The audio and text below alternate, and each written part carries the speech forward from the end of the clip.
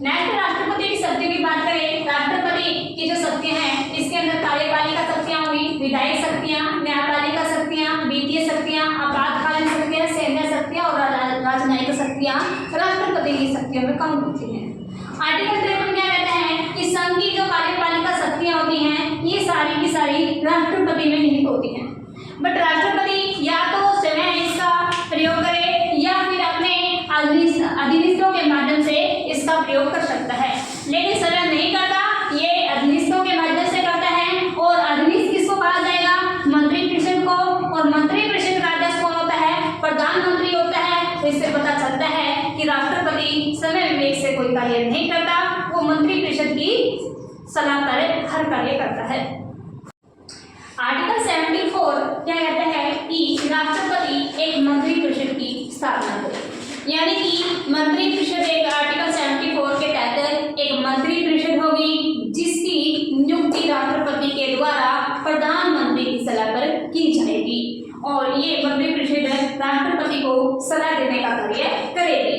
साथ ही राष्ट्रपति मंत्रिपरिषद की सलाह पर कार्य करेगा, यानी कि राष्ट्रपति अपने विवेक से कोई कार्य नहीं करता, ये मंत्रिपरिषद की सलाह पर ही सभी के सभी कार्य करता है।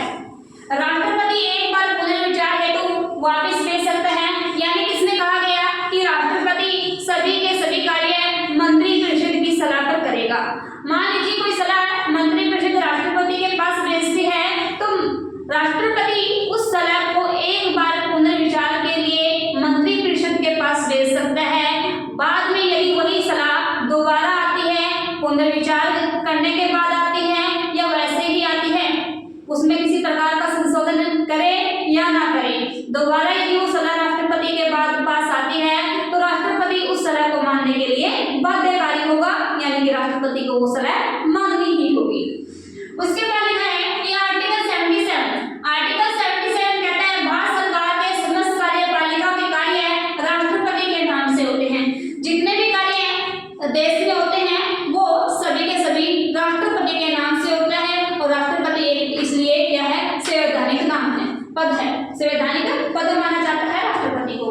भारत सरकार के सभी निर्णय, जितने भी सरकार के द्वारा निर्णय लिए जाते हैं, ये भी राष्ट्रपति के निर्णय माने जाते हैं, राष्ट्रपति के नाम पर ही ये निर्णय होते हैं। यानी कि जितने भी कार्य हुए सभी के सभी राष्ट्रपति के नाम पे, जितने भी कार्य और निर्णय दोनों के दोनों सभी के सभी राष्ट्रपति के नाम पर माने जाएंगे। जबकि लेता कौन है? प्रधानमंत्री लेता है, या फिर मंत्रिपरिषद हम कह सकते हैं। आर्टिकल 78 कहता है कि राष्ट्रपति जो है ये प्रधानमंत्री से विधि निर्माण संबंधी जानकारी प्राप्त कर सकता है। आर्टिकल 78 क्या कहता है कि राष्ट्रपति है जो ये प्रधानमंत्री से शासन संबंधी या किसी विधि से संबंधित है कोई भी जानकारी मांग सकता है, और प्रधानमंत्री का कर्तव्य है कि वो राष्ट्रपति के द्वारा मांगी गई जानकारी को उपलब्ध करवाए। उसके बाद लिखा है कि राष्ट्रपति किसी विषय पर मंत्रिपरिषद को चर्चा के लिए बोल सकता है, और मंत्रिपरिषद का भी कर्तव्य है कि उसे जो विषय पर राष्ट्रपति ने बोलने को बोला है, चर्चा करने को बोला है, वो उस पर चर्चा करे।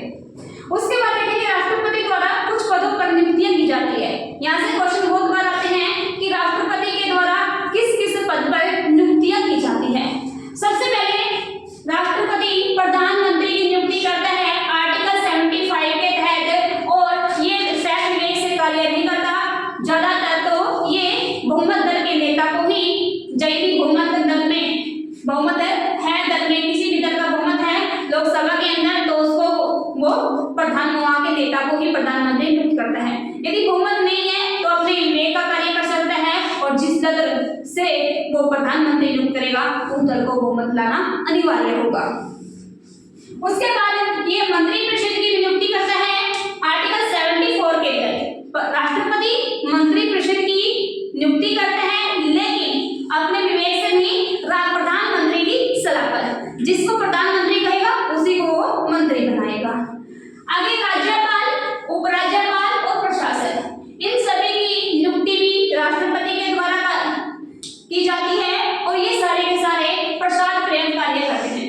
जब तक राष्ट्रपति की इच्छा है, यानी कि जब तक मंत्रिपरिषद राष्ट्रपति को नहीं कहती तब तक वो कार्य करते हैं, और यानी कि ये राष्ट्रपति के प्रसाद पर्यंत कार्यरत रहते हैं। इनका कोई अपना कार्यकाल नहीं होता, फिक्स नहीं होता।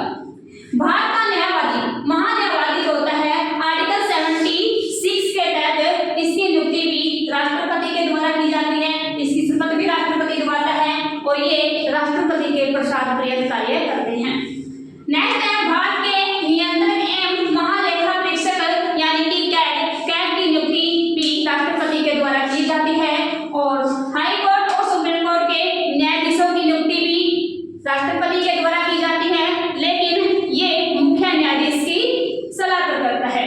यूपीएससी के अध्यक्ष और सदस्यों की नियुक्ति मुख्य एवं अन्य यानी कि जो निर्वाचन आयोग है इसके मुख्य आयुक्त और अन्य जो आयुक्त होते हैं उन सभी की नियुक्ति भी राष्ट्रपति के द्वारा की जाती है।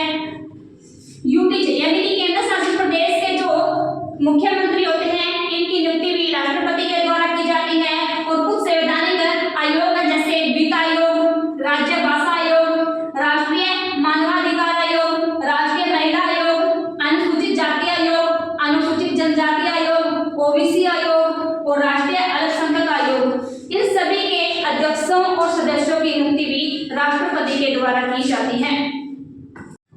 राष्ट्रपति की सैन्य शक्तियों में देखोगे राष्ट्रपति क्या होता है, मुख्य सेनापति होता है। राष्ट्रपति मुख्य सेनापति होता है क्योंकि यह थल सेना, नौसेना और वायुसेना जितनी भी हमारी तीनों सेनाएं हैं इनके अध्यक्षों की नियुक्ति राष्ट्रपति के द्वारा की जाती है। इसके साथ ही कोई भी युद्ध होता है या शांति की घोषणा करनी होती है ये राष्ट्रपति के नाम पर ही होती है और राष्ट्रपति के द्वारा ही किसी भी युद्ध में शामिल होने की या युद्ध में शांति की घोषणा राष्ट्रपति करेगा।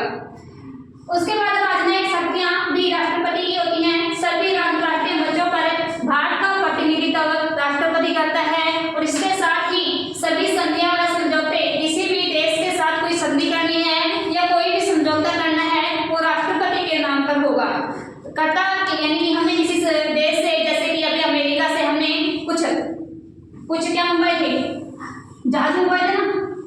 जब हमने जहाज मंगवाए थे अमेरिका से तो ये समझौता हुआ था तो किसके साथ हुआ था, राष्ट्रपति के नाम से हुआ था, लेकिन आए तो हमारे ये सैन्य विभाग में थे। ठीक है, जितने भी जो कुछ भी संधि या समझौते होंगे ये राष्ट्रपति के नाम पर होंगे। उसके बाद राजदूतों तथा कूटनीतिज्ञों की नियुक्ति भी राष्ट्रपति के द्वारा की जाएगी। जैसे हमारे देश के जो राजनयिक होते हैं अलग अलग कंट्रियों में होते हैं, जैसे अलग अलग कंट्रियों की एम्बेसी में हमारे यहाँ पर दिल्ली में बहुत सारी स्टेट यानी कि देशों की एम्बेसियां हैं, ऐसे ही हमारे देश की एम्बेसी भी अलग अलग देशों के अंदर है। उनके अंदर जो राजदूत होते हैं उनकी नियुक्ति भी राष्ट्रपति के द्वारा की जाती है और इसके साथ ही जो बाहर से राजदूत आते हैं अलग अलग देशों के उनका स्वागत भी राष्ट्रपति के द्वारा किया जाता है।